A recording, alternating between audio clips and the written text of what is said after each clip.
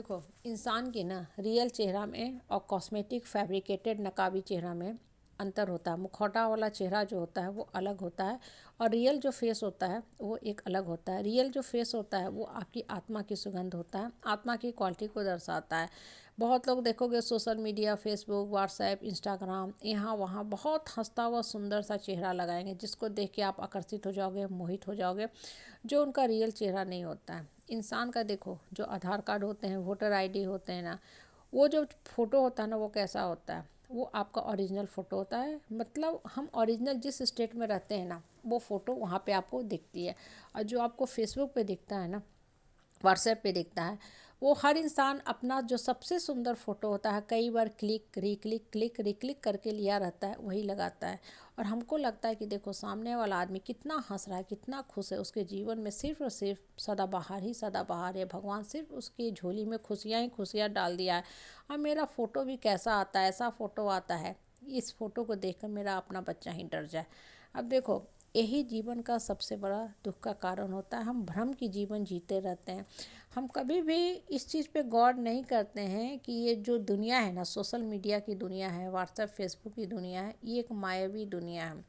यहाँ पे हर इंसान अपने आप को यही बताने का कोशिश करता है कि हम जो है श्रेष्ठ हैं, हम जो है सबसे खुश हैं, मेरे पास ही सब खुशियाँ हैं, मेरे पास ही सारे दौलत है, सारे संपत्ति हैं, ताकि ज़्यादा से ज़्यादा लोग क्लिक क्लिक क्लिक करते जाएं। और जब आप अंदर झांक के देखोगे ना तब आपको पता चलेगा कि उस इंसान के जीवन में कितना खोखलापन है। और देखो, जो इंसान जितना ज़्यादा अपने लाइफ से नाखुश रहता है ना, वो बाहरी चीज़ों की तरफ ज़्यादा भागता है, वो फैब्रिकेटेड लाइफ की तरफ ज़्यादा भागता है, ताकि समाज में ये शो ऑफ कर सके, ये बता सके कि हम कम नहीं हैं, हम कमज़ोर नहीं हैं, हमको तुम वीक मत समझना, हमको तुम ढीला मत समझना हम भी बहुत स्ट्रांग आदमी हैं। इसलिए यहाँ वहाँ का फ़ोटो लगाता चलता है। देखो, फ़ोटो लगाना चाहिए, उसमें कोई बुराई नहीं है, लेकिन पहले मन से संतुष्ट रहो, मन से सेटिस्फाइड रहो कि हम धरती पे एक अपना अच्छा जीवन जीने आए हैं, वो काम पहले करो।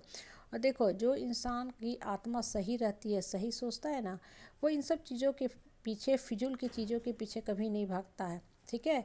होता क्या है ना कि हम जिस समाज परिवार परिवेश में रहते हैं ना, अंदर से एक इनसिक्योरिटी या कहीं ना कहीं एक वायरस जो होती है ना सबके दिमाग में चढ़ के बैठी रहती है कि हम उनसे पीछे ना छूट जाएं। कहीं ऐसा तो नहीं है कि वो हमसे आगे निकल रहे हैं, कहीं ऐसा तो नहीं है कि लोग हमको बैकवर्ड समझ रहे हैं। तो होता क्या है, इंसान कहीं ना कहीं इन्फीरिटी कम्प्लेक्स का शिकार होता जाता है और हमेशा ही हमेशा वो एक ब्लाइंड रेस में लग जाता है, हमको भी आगे निकलना, हमको भी आगे निकलना है। और जीवन का जो मुख्य मुद्दा होता है, जो रियल मंतव्य होता है, उससे वो पीछे छूट जाता है। और होता क्या है जो उसको सही कर्म करना है वो उसके हाथ से स्लिप करता जाता है। और इन द मीन टाइम बहुत बाद में जाके उसको रियलाइज़ होता है कि अरे हमारा जीवन कहाँ चला आया, हम तो जीवन के वास्तविक कर्म किए ही नहीं, हम बेकार के भीड़ में शामिल थे। जैसे श्री कृष्ण ने भीष्म पितामह को क्या बोला, बोला कि हे भीष्म पितामह आपने कभी भी जीवन में वास्तविक और सही कर्म किया ही नहीं।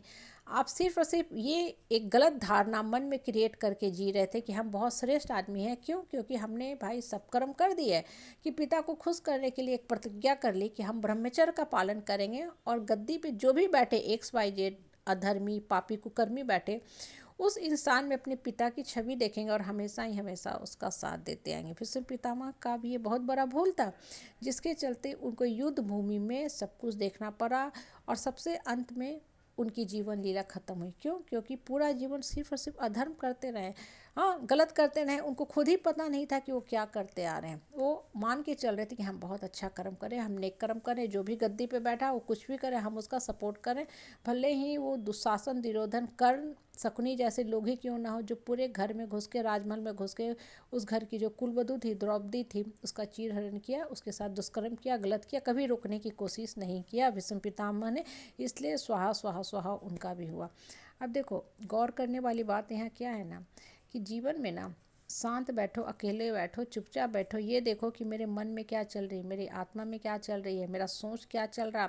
और आपकी सही सुंदरता आपके फ़ोटो में नहीं है, आपके मन के सोच में है। इसलिए सही सोच से सही कर्म किया करो। और जब आप सही सोचोगे ना तो आपको खुद में ही अंदर से एक अजीब सी एक सुकून और शांति फील होगी। और ये सुकून और शांति होती है ना, यही जीवन का सबसे बड़ा धन दौलत होता है, ना कि बाहरी चीज़ें।